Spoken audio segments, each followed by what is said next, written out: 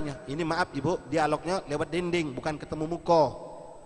Dia tahu nih perempuan izzah, memuliakan dirinya. Dia tahu tidak ada mahram, tidak ada suami. Dia tidak buka pintu sembarangan kepada orang yang bukan mahramnya, yang bukan dia kenal. Lalu ini ibu mengatakan, ada aku kambing, emang kenapa? Barangkali kambingmu punya susu yang bisa kau berikan kepada kami. Si ibu ini ngomong, apa kata mereka? Kata ibu itu, wahai pengembara, katakanlah, minta maaf, kambing yang ada ini kambing-kambing kecil galau, hitungan baru berapa bulan, tidak ada susunya. Maka disampaikan kepada Rasulullah, ini sekedar sebab. Sekali lagi, kalau Nabi nak minta, ya Allah minta susu yang paling lezat, datang. Tapi dijadikan sebab, baik, fa'at bi'is sababa, di kulli syai'in sababa fa'at bi'is sababa. Maka Rasul berkata kepada Abu Bakar As-Siddiq, katakan kepada dia, minta kambing yang paling kecil, mentukan, kita pengen peras susunya. Ketika dengar ini bingung ini bu ini, ini jangan-jangan, maaf uji bahasa kita ini modus ini, jangan-jangan ini orang mau berbuat jahat. Masa mau meres kambing dari susu dari kambing yang masih kecil, minta dikeluarkan, sisip-sisip bahasa kita, sangko borok dia sempat, kambing kekeluarkan dibawa lari. Tapi dia penasaran, dia buka pintu rumahnya pelan-pelan pak, kecil dibukanya. Subhanallah, ini ibu langsung melihat. Waktu itu Rasulullah ngadep ke sana, dia pintu rumah dari sini, dia buka pintu, pas nyingok muka Rasulullah, subhanallah, hilang langsung rasa suudzon, rasa takut pada dirinya, karena dia lihat muka Rasulullah, muka yang sangat penuh dengan ketawaduan, penuh dengan cahaya terang benderang, sampai dia mengatakan, wallah demi Tuhan, katanya, ini muka tidak ada kebohongan di dalamnya. Dia pandang muka Rasulullah yang begitu indah, terang, luar biasa. Maka spontan, subhanallah, kebingungan dia tadi, keraguan dia tadi hilang seketika. Dia langsung mentuk ke kambing, embeknya si kok kambing, dimentuknya, logikanya tutup sudah. Nak dia apa ke ini kambing, katanya diperas susu. Maka Nabi ngomong, minta lagi kalau ada wadah, kata Rasulullah. Si ibu ini tambah bingung, kambing kecil lah dimentukan, secara logika hukum asli kambing ini tidak bakal punya susu. Tapi dia sudah melihat muka Rasulullah, semua keraguan itu hilang ikhwani. Maka dikeluar ke Pulau Baskom untuk menampung susu. Maka diintip apa yang akan dilakukan oleh Rasulullah dengan Abu Bakar As-Siddiq radhiyallahu anhu yang dia belum kenal sebelumnya. Abu Bakar As-Siddiq pegang kambing, Nabi pun memegang bagian punting susu sembari mengucapkan bismillahirrahmanirrahim. Subhanallah, tu punting susu membengkak besar, lalu dipencet Nabi, serot serot serot, mentu. Bingung nih perempuan, sampai dia mengatakan, wallah ada rajulun mubarak, demi Tuhan ini laki-laki penuh berkah, kambing yang tidak mungkin ada susu bisa keluar susu dengan disentuh oleh tangannya. Ya Rasulullah, wallah ikhwani, mudah-mudahan tangan kita tidak diharamkan Allah untuk bermusafahah, bersalaman dengan tangan agung Rasulullah. Itu punting susu kambing beruntung dipegang oleh Rasulullah, disentuh oleh Rasulullah. Ya Rabb, tangan kami memang kotor, banyak maksiat kami lakukan dengan tangan, tapi ampunkan ya Allah dengan berkat baginda Rasulullah, jangan kau haramkan tangan kami untuk bersalaman dengan Rasulullah. Ya Allah, ya Allah, ya Allah. Ikhwani rahimakumullah, bingung nih ibu, penuh baskom itu. Sudah selesai, lalu Nabi balikkan kambing, kata Nabi, dibalikkan. Lalu susu ini Nabi tahu ini susu bukan milik Rasulullah, milik ibu ini, karena sumbernya sebabnya ada kambing tadi. Walaupun kambing secara logika mustahil itu susu punya dia. Maka Rasul minta izin, katakan kepadanya, wahai Abu Bakar, minta izin kita nak minum susu ini karena sudah lapar kita. Maka dimintakan izin. Ini ibu dengan gugup mengatakan, tidak, itu bukan punya aku, punya kau, itu dari berkat tangan kau, kawan kau, katanya. Mengatakan tentang tangan Rasulullah. Akhirnya Rasulullah SAW minum pak, dalam keadaan benar-benar lapar, haus. Minum Rasulullah. Setelah itu diberikan kepada Abu Bakar Siddiq. Selesai Abu Bakar, Rasulullah minum lagi, lalu Abu Bakar lagi. Sudah kenyang Nabi dan Abu Bakar Siddiq, tersisa masih banyak itu susu. Maka Rasul sampaikan kepada Abu Bakar Siddiq, berikan kepada itu ibu, buat dia dan suaminya besok, insya Allah susu ini penuh berkah, tidak akan rusak. Singkat cerita ikhwan rahimakumullah, Rasulullah pun melanjutkan perjalanan menuju Madinah. Sampailah Rasulullah SAW di kota Madinah. Beliau ditunggu-tunggu, ditunggu-tunggu oleh orang-orang Madinah, baik kalangan Ansar ataupun Muhajirin. Itu singkat lagi ceritanya. Sampailah Nabi disambut dengan tola'al badru alaina. Ketika sampai di situ, semua penduduk Madinah ini berharap, Rasulullah kan tidak punya rumah. Rasulullah tidak punya rumah. Masing-masing berharap Rasulullah mampir ke rumah mereka. Rasulullah itu nginep di rumah mereka, dan mereka masing-masing setiap rumah itu Bapak sudah nyiapkan galau kamar untuk Rasulullah. Shallallahu alaihi Nabi. Datang Rasulullah, dan Rasulullah Masya Allah paling bijaknya manusia. Nabi tahu benar, kalau aku milih rumah si A maka yang lain akan kecewa, kata Rasulullah. Maka beliau berserah kepada Allah, ya Allah engkau memberikan petunjuk. Maka Nabi mengatakan kepada sahabat yang memegang telana daripada tarik kekang onto Nabi, lepaskan, kata Rasulullah. Biarkan ini onto berjalan dewek karena dia diperintah oleh Allah. Sallallahu alaihi Nabi. Maka onto ini berjalan dewek Pak. Ketika onto ini stop, dengan yang punya rumah pagar ini langsung, ya Allah kalau be Nabi berhenti di sini, kalau be mampir rumahku. Ternyata jalan lagi onto tadi. Jalan lagi sampai akhirnya berhenti di rumah seorang sahabat Rasulullah SAW dari kalangan Ansar, Abu Ayyub Al-Ansari. Di situ berhenti Rasulullah, dan disitulah Rasulullah nginap sementara waktu, dan sementara itu dibangunkanlah rumah untuk Rasulullah. Nah, ada peristiwa menarik di rumah Abu Ayyub Al-Ansari ini yang perlu kita petik. Ikhwan rahimakumullah, Abu Ayyub Al-Ansari ketika tahu Rasulullah dipilihkan oleh Allah untuk tinggal di rumah, gembiranya luar biasa. Dia punya rumah 2 lantai. Ketika itu tentu kalau kita, jangankan Rasulullah Pak, kalau datang wong tua kita, mamang kita, atau guru kita nginep di rumah kita, kita punya 2 lantai rumah, dak kado kita nyuruh di bawah baik, kami di pucuk, dak kado. Maka Abu Ayyub pun meminta, ya Rasulullah, kau kami persilakan tinggallah di pucuk, biar aku dan keluargaku tinggal di bawah. Rasulullah yang begitu bijak Pak, mengatakan kepada Abu Ayyub Al-Ansari, jangan wahai Abu Ayyub, kau tetaplah dengan istrimu dan keluargamu di atas, aku di bawah, kata Rasulullah. Tawaduknya Rasulullah. Lalu Abu Ayyub, jangan ya Rasulullah, tidak mungkin kau di bawah, kami di atas, kami di bawah, kau di atas ya Rasulullah. Hanya Rasulullah memberikan jawaban yang masuk logika. Wahai Abi Ayyub, kata Rasulullah, kau saksikan manusia di depan itu ramai menunggu, pengen ketemu dengan aku, pengen duduk sama aku, pengen duduk, pengen berkunjung kepadaku. Kalau rumah aku di pojok, kau di bawah, kau bakal terganggu, kata Rasulullah. Kau bakal terganggu, uang naik turun, kau di bawah. Tapi kalau aku yang di bawah, kau tidak akan terganggu di pojok dengan keluargamu. Dengar jawaban ini, akhirnya Abi Ayyub nerima Pak. Tapi subhanallah, apa yang terjadi ibu bapak rahimakumullah, ini rasa-rasa macam ini kadang kita miliki Pak. Ketika Abi Ayyub sama istrinya berada di atas, itu malam pertama dak pacak tidur. Ngapo? Karena beliau ngerasa ketika beliau duduk di sini sama bininya, dia berpikir jangan-jangan Rasulullah di bawah kita, pindah ke sebelah sana. Pas duduk sebelah sana pikir lagi, jangan-jangan Nabi duduk sebelah sini, pindah lagi. Dak pacak tidur mereka. Ngapa? Takut kalau sampai posisi mereka tepat di bawahnya ada Rasulullah. Kita kadang ngerasakan Pak, kalau saya ngerasakan, mungkin ikhwan ngerasakan, pas kita pergi acara model macam ini, misalnya baik, kita lah duduk di depan, tahu ada seorang ustadz kita, guru kita yang Masya Allah minal mutawadhi'in, wongnya tawadhu nian, itu salah satu akhlak Nabi, kalau terlambat datang di mana ada tempat di situ duduk.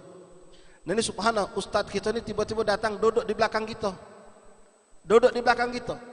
apalah kasusnya kita di depan Pak, ada kawan kita WA kita, woi Jul, belakang kata ada ustadz. Pas nengok ustaz, tak betah lagi duduk kita depan ini. Ngapa? Ngebelakangi guru. Pindah, tahan kita ke belakang. Wong yang tak ngerti ngapa budak ini pindah. Nah ini yang dirasakan oleh sahabat Rasulullah. Sampai akhirnya mereka malas, ya Rasulullah, kami tak bisa macam ini. Kami takut kurang ajar, goleh ladap, di mana kau duduk takut kami ada di atasnya ya Rasulullah. Jangan Nabi Ayyub, kata Rasulullah, sabarlah. Kau di pucuk, aku di bawah tetap. Tamu ni banyak. Akhirnya sampailah terjadi suatu kejadian ikhwan rahimakumullah. Ketika malam itu Abi Ayyub di atas rumahnya itu ada kendi banyu. Kendi banyu berisi penuh. Waktu itu mereka tak bisa tidur malam, dalam keadaan ngantuk yang luar biasa, istrinya ini tidak sengaja nyenggol kendi tadi sehingga kendi tadi terguling dan tumpah. Nah tumpah ini kendi ini banyunya banyak, khawatir kalau sampai netes ke bawah kena Nabi. Bercepat dua laki bini pak ngering ke. Hanya mereka tadi itu tak pacak lagi, datang lagi kepada Nabi, ya Rasulullah tolong, ya Rasulullah tolong, ya. Kau di pojok, kami di bawah. Hanya Nabi pun nyingok, begitu hebatnya ini sahabat, minta Nabi pun hanya naik ke pojok. Nah Rasulullah SAW tiap hari dibikinkan makanan oleh Abi Ayyub. Makanan diberikan kepada Rasulullah itu sengaja dibikin porsinya banyak pak. Bukan jatah si kaong, Nabi dewean. Tapi dinjuk jatah saya bukan pakai piring besok, pakai nampan. Dinjuk kelebih. Kenapa? Ini sahabat tahu makna barokah. Dan ingat barokah dalam ahli sunnah wal jamaah harus kita yakini. Wong Wahabi nak ngomong, wong Salafi nak ngomong, berkah tidak katik, berkawali tidak katik, terserah kamu. Kami sudah belajar dari sahabat Nabi terhadap Rasulullah. Bahkan Rasulullah mendidik langsung kepada sahabat tentang berkah itu ada lewat sisa-sisa yang tersisa, baik dari makanan, minuman, bahkan dari rambut Rasulullah ataupun apa yang pernah diinjak, disentuh, dipakai oleh Rasulullah. Ini mereka bikin makanan. Tiap hari makanan itu dikirim ke kamar Rasulullah. Setelah ditunggu namo dikit, Nabi makan selesai, tentu sisanya banyak pak. Dikeluarkan oleh Nabi Muhammad piring tadi. Memang sengaja dibanyakkan. Kenapa? Karena mereka pengen dapat sisa dari Rasulullah. Sallallahu alaihi Nabi. Dan anehnya ini lihat, ahli sirah menyebutkan Abi Ayyub sama bininya ini, ketika piring bekas Nabi makan dikeluarkan, itu berebut ngembek mana bekas jari-jari tangan Rasulullah. Sallallahu alaihi Nabi. Sama pak, wallah saya dulu nyantri sampai hari ini pun akan saya lakukan insya Allah. Kalau saya tahu itu nampan bekas habaib kiai yang soleh, saya akan tungguin nampan itu. Biar aku makan sama kamu dikit, biar aku ngambil sisa itu. Bahkan dulu pak, bukan berlebihan. Habis itu nampan, saya poletkan pakai tangan, saya tuang banyu, saya minum airnya. Karena yakin tangan wali, tangan orang soleh itu kiai atau habaib itu berkah. Karena tangan mereka tidak lepas dari Quran. Tangan mereka salaman dengan guru mereka yang soleh, guru yang soleh nyambung salaman dengan gurunya yang soleh, terus nyambung sampai kepada sahabat-sahabat nyambung kepada Rasulullah. Itu faedah salaman. Makanya kita sedih ini kemarin salaman tidak boleh. Ya pedulilah, penyakit datang dari Allah. Ini sunnah Rasulullah. Nah ini Abi Ayyub sama istrinya berebut makanan, berebut dia, mana bekas jari-jari Rasul itu mereka ambil. Subhanallah. Tiap hari yang mereka lakukan seperti itu. Sampai suatu hari istri Abi Ayyub ini masak bu.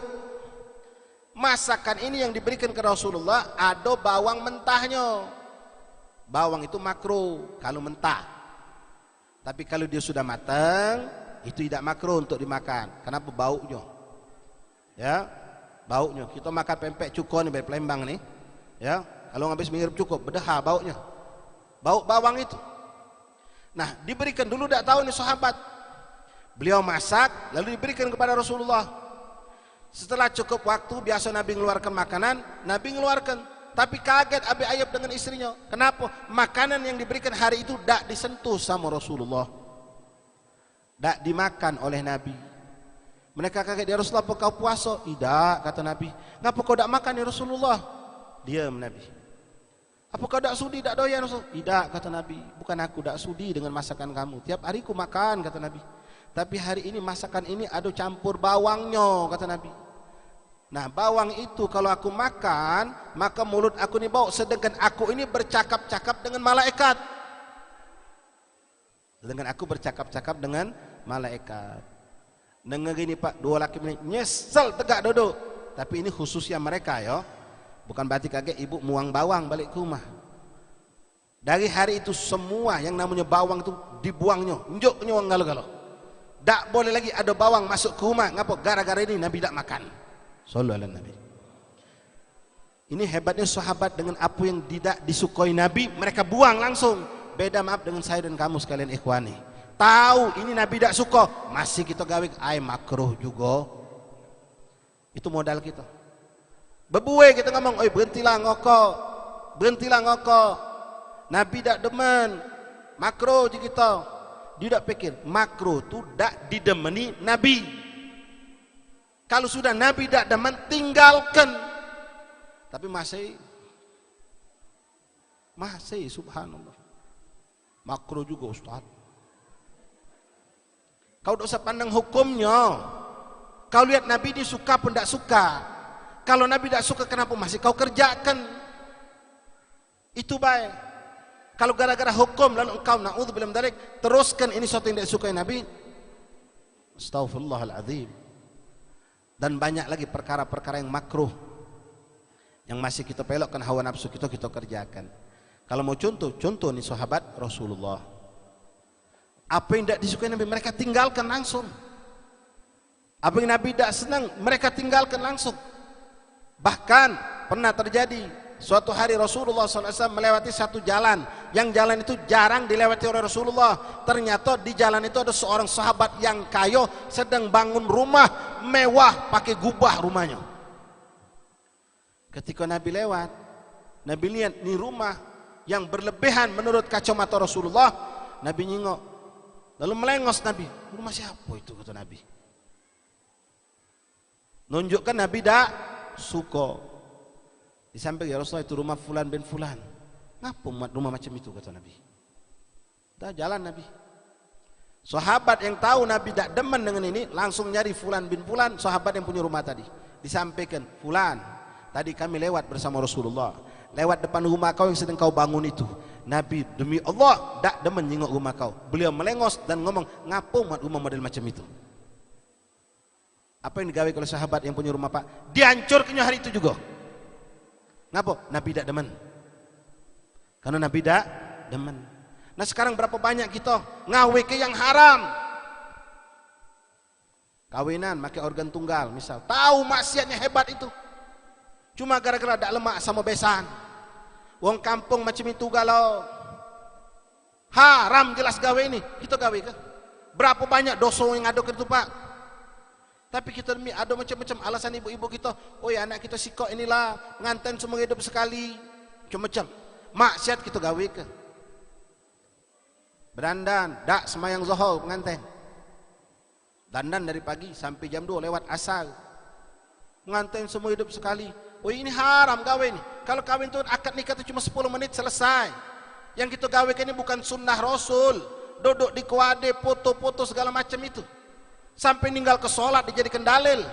Menjamak sholat, dari mana dalilnya menjamak sholat model macam itu? Nabi tak suka, haram masih kita gawe ke. Jangan kenyang makruh. Nah mari koreksi ikhwan, kita hijrah ikhwani, hijrah. Payah hijrah lah kita. Yang masih banyak melakukan hal-hal yang tidak disukai Rasulullah, tinggalkan. Banyak sunnah Nabi yang indah-indah kita gawekan, untuk menggembirakan hati Rasulullah. Ingat, ini cerita yang saya panjang cerita kepada Bapak itu bukan semuanya bagaimana perjuangan Rasulullah, bagaimana pengorbanan Rasulullah, bagaimana sahabat-sahabat Rasulullah menjadi mulia karena mereka benar-benar perhatikan apa yang didemi Nabi mereka kerjakan, apa yang tidak didemi Nabi mereka tinggalkan. Ini yang mereka lakukan sehingga mereka mulia di sisi Allah dan Rasul. Bapak Ibu hadirin rahimakumullah, boleh saya lanjut apa cukup? Lanjut dikit ya. Di antara poin penting hijrah Rasulullah SAW ketika Rasulullah sampai ke Madinah, sudah tinggal di rumah Abi Ayyub beberapa hari, selalu kumpul mereka dengan Rasulullah. Ya macam kita lah, kalau ada ulama besar datang kunjungan safari dakwah ke Palembang, di mana dia ada kita kejar. Itulah kehausan yang lebih dahsyat lagi mereka sahabat Nabi. Kenapa? Bukan nak dengar ceramah Nabi baik, karena mereka ingin menikmati memandang muka Rasulullah. Sehingga berduyun-duyun tiap hari depan rumah Abi Ayyub itu berpuluh beratus sahabat nunggu kapan Nabi nak keluar. Sallallahu alaihi Nabi. Kapan Nabi nak keluar, tunggu oleh mereka. Begitu Nabi keluar, ini bukan mengada-ada, mereka berebut ngembek tangan Rasulullah. Bahkan mereka dalam sejarah, buka kitab Al-Adhkar Imam Nawawi menceritakan bagaimana mereka para tabi'in ketika ketemu dengan sahabat Nabi, mereka tidak ketemu dengan Nabi, tidak. Tapi ketika Anas bin Malik keluar dari Madinah menuju suatu daerah di Basrah, orang-orang Basrah ketemu Imam Anas bin Malik, sahabat Rasulullah yang dulu pernah khidmah sama Nabi.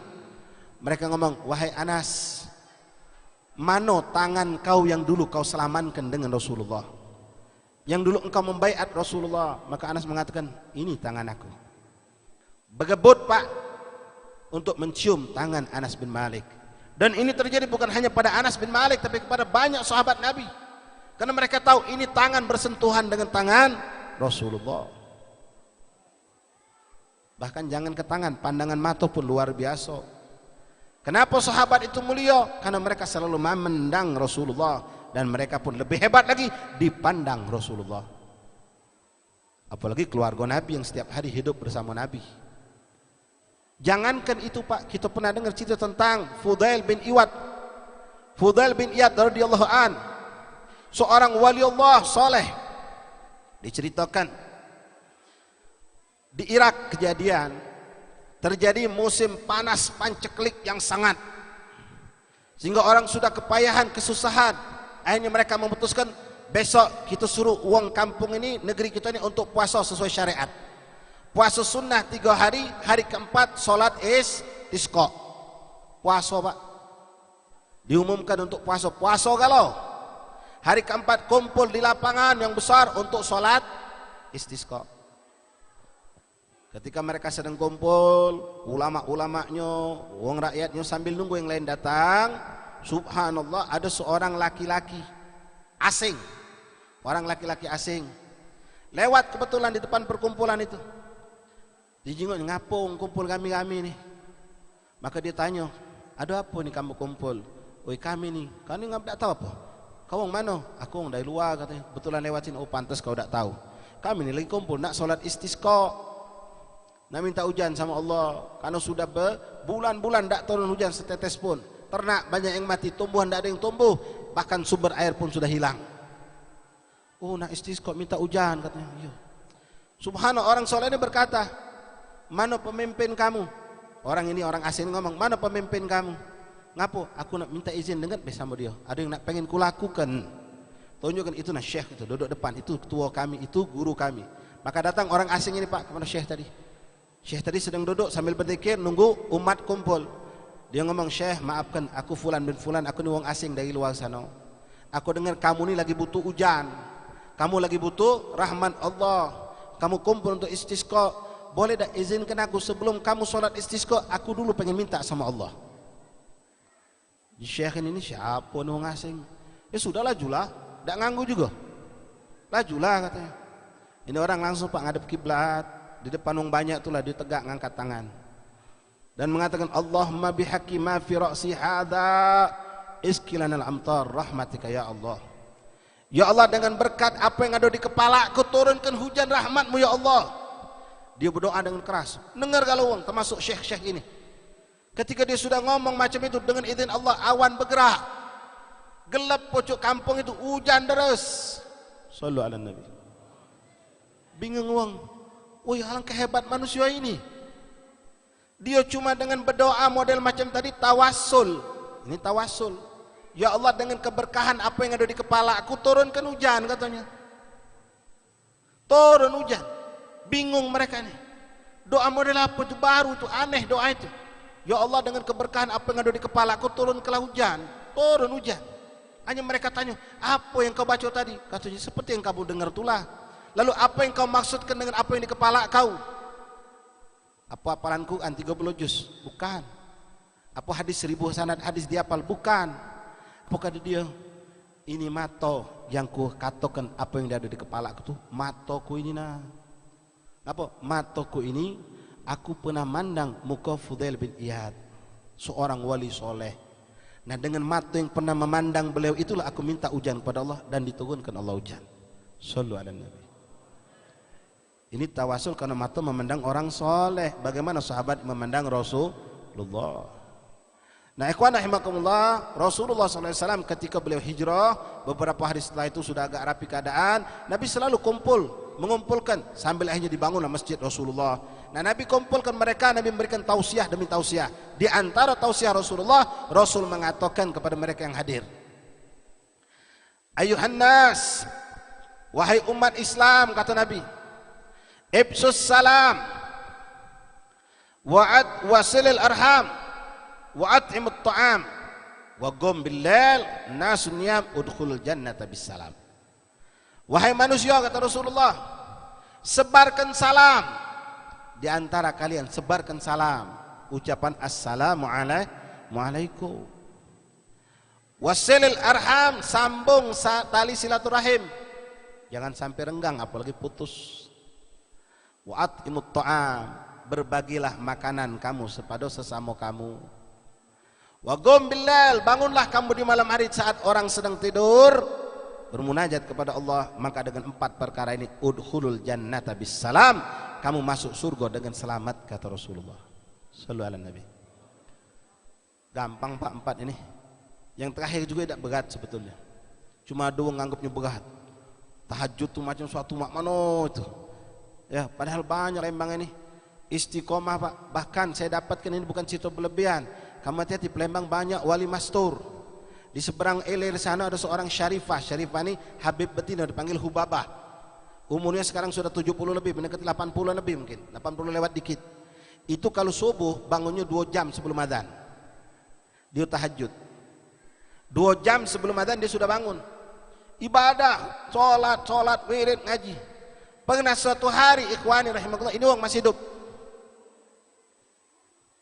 Suatu hari dia terbangun terlambat. Lambat ngapa Bib? Adzan subuh Bu? Bukan, terlambat 1 jam. Nangisnya luar biasa sampai pagi. Ngapu aku terlambat, ngapu aku ini terlambat. Subhanallah.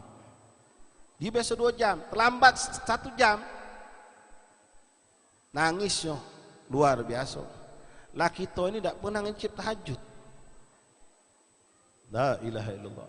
4 perkara ini mari kita hidupkan ikhwan rahimakumullah. Rasul mengatakan kepada sahabat, pertama ifsus salam, sebarkan salam. Mari ikhwani ya akhwat, ibu-ibu, selalukan dawamkan, biasakan baik secara ucapan atau tulisan, WA, SMS dan macam, awal kalimat dengan assalamualaikum warahmatullah. Jangan ASS. Iya, kadang-kadang ASS ngapo, takut pulsa po. Ya Allah deh, alangkah bakhil kamu untuk nulis kalimat itu. Kalau sudah ASS jawabnya kayak WSS. Yang benar tulis assalamualaikum, sampai situ jadilah. Tambah warahmatullahi wabarakatuh. Nah kalau warahmatullahi wabarakatuh mungkin kepanjangan, labas mungkin WR, WB barangkali. Tapi awalnya sudah jelas kita nyambung. ASS itu tidak jelas. Kalau assalamualaikum jelas, WR wabarakatuh mungkin kita nyambung. Tulis, jawab SMS juga jawab waalaikumsalam. Ketemu seperti ini juga assalamualaikum, sunnah Rasulullah. Ketemu ada orang lagi duduk di masjid, lagi nyandai situ, jadi kita masuk assalamualaikum, sunnah. Ketemu di jalan assalamualaikum, kebetulan sama-sama stop di musim 4 nunggu hijau lampu, pas game set ingat kawan, oh assalamualaikum, apa kabar Jul? Assalamualaikum dulu, sunnah Rasulullah. Ini yang disunahkan. Tapi maaf, tahu juga hukum-hukumnya salam itu. Kalau model lagi macam ini, lagi pengajian atau lagi tadarusan Quran, orang lagi berzikir, masuk masjid jangan assalamualaikum. Nah ini orang tidak ngerti hukum. Kalau kita sedang majlis macam ini atau orang sedang zikir, sedang tadarusan Quran, masuk beda usah assalamualaikum kuat-kuat, cukup adeng-adeng assalamualaikum, cukup yang depan pintu dengar. Atau inti duduk langsung salam sama orang kanan kiri kita baik. Kalau masuk assalamualaikum Ustaz, ngacau ke acara. Ya. Jadi sunnah salam. Kemudian maaf, salam juga ibu bapak ya. Ada hukumnya salam sama betino, ada hukumnya. Ya. Ini penting, fitnah ini maaf luar biasa. Dididik ini oleh salaf, dididik oleh ulama kita untuk betino terutama. Kalau ngangkat telepon tahu ini lanang yang nelpon, ring-ring bunyi HP laki kita, mungkin laki kita lagi ke kantor, dia lupa ngawa HP.